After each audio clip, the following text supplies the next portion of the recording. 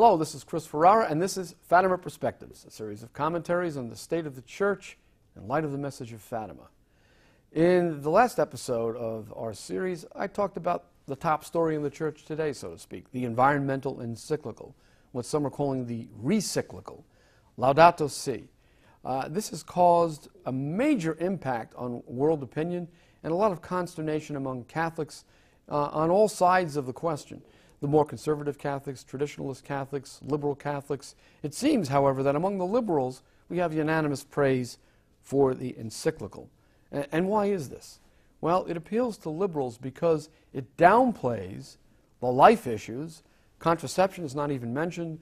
Abortion is reduced to a discussion of the human embryo in an ecological context of respect for all vulnerable creatures. And front and center in this document is an advance for the cause of the climate change science that is really just ideologically driven pseudoscience, and the environmentalist cause in general. This, of course, delights liberals. And it's all part of a trend in the Vatican toward the ecology conversion that the Pope calls for, or the ecological conversion. It's kind of a new stage in the post-conciliar crisis in the Church, where yet another substitute for the integral Catholic faith is being presented to us. Now we're asked to undergo an ecological conversion, and this too is appealing to the liberal constituency in the Church and to liberals of all sorts outside the Church. The late author Michael Crichton, who wrote Jurassic Park and other blockbuster bestsellers, spoke of environmentalism as a religion, and he said it's the religion of the urban atheist. That's a very striking observation in our current context, because just recently, in May of 2015, there was a conference of mayors in the Vatican, or actually I think it was in July, involving Democrat mayors as representatives of the United States cities, all of them Democrats, not a single Republican in attendance, and they all had one thing in common. They were all in favor of abortion rights and gay rights. We had Governor Jerry Brown attending this conference. He's pro-abortion, pro-gay rights, pro-same-sex marriage. San Francisco Mayor Ed Lee, pro-abortion, pro-gay rights, pro-same-sex marriage. Portland, Oregon's Mayor Charlie Hales, pro-abortion, pro-gay rights, pro-same-sex marriage. And the same with San Jose's Mayor Sam Liccardo, the New Orleans Mayor Michael Landau, the Boston Mayor Marty Walsh, and of course New York Mayor Bill de Blasio.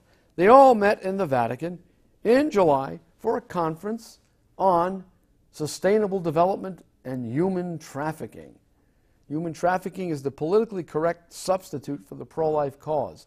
It involves slavery, modern versions of slavery, involving young people and others who are sold into slavery and trafficked around the world. Of course, we're all opposed to slavery, and that is a serious issue.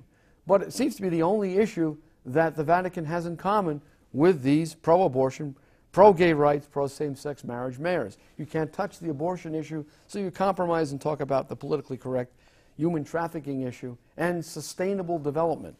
Now, Michael Crichton, in a speech he gave back in 2002, talked about sustainable development as the salvation of the religion of environmentalism. And that's what these Democrat mayors went to the Vatican to discuss. Now, this attendance of these pro-abortion, pro-same-sex, pro-gay marriage mayors at the Vatican to discuss sustainable development is part of a larger pattern. And that pattern involves downplaying the Church's constant concern with the fundamental moral questions, meaning traditional marriage, its opposition to gay marriage, and of course its defense of the sanctity of life in the womb in favor of these more politically correct issues. And Francis himself on one occasion admitted that this is what he is all about. He said in the infamous interview in Civiltà Cattolica, which was republished in America magazine, and I quote, "We cannot insist only on issues related to abortion, gay marriage, and the use of contraceptive methods. This is not possible," he said. "I have not spoken much about these things, and I was reprimanded for that. The dogmatic and moral teachings of the Church are not all equivalent. The Church's pastoral ministry cannot be obsessed with the transmission of a disjointed multitude of doctrines to be imposed insistently. So he announces in this interview a kind of programmatic demotion of the most important moral issues in favor of these other issues: environmentalism, sustainable development, and human trafficking. And so what do we see in the environmental encyclical Laudato Si but an absence of any reference to contraception, the bare reference to abortion as something involving a lack of protection for the human embryo, when in fact abortion is the deliberate destruction not of an embryo but of a human being with 4 limbs, 10 digits on the hands, 10 digits on the toes, a beating heart, a brain in development, a human being that is ripped limb from limb, and its body parts marketed by Planned Parenthood, as we've learned in recent days, for profit. That is the moral issue of our time. Not even human trafficking, as great an evil as that is. And yet we find any reference to it in Laudato Si muted to a discussion of human embryos and no discussion of contraception. Perhaps the greatest attack on the natural order next to abortion itself.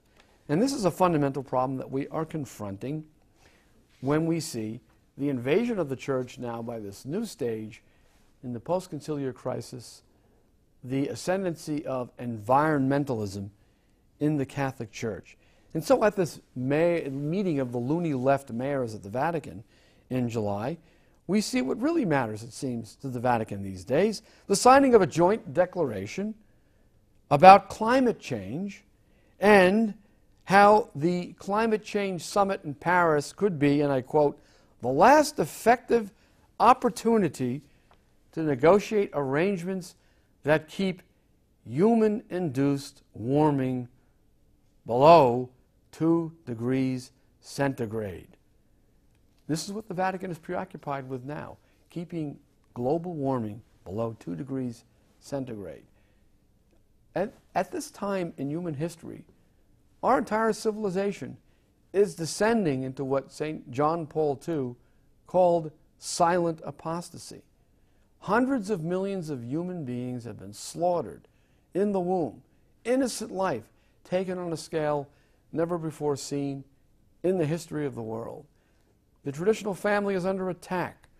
The culture of death has destroyed the nuclear cell of the family, the foundation of our civilization. Marriages are breaking up all over the place. Children's souls are being destroyed in broken homes and by the invasion of the home through the internet, by pornography and all manner of unspeakable evils that are corrupting an entire generation. Our civilization is collapsing all around us, and yet the Vatican invites a bunch of pro-abortion, pro-gay marriage, pro-gay rights mayors to the Vatican to discuss this supposed crisis of how we must maintain global warming at below 2 degrees centigrade. This is a development that can only be described as quasi-apocalyptic, if not, in fact, apocalyptic.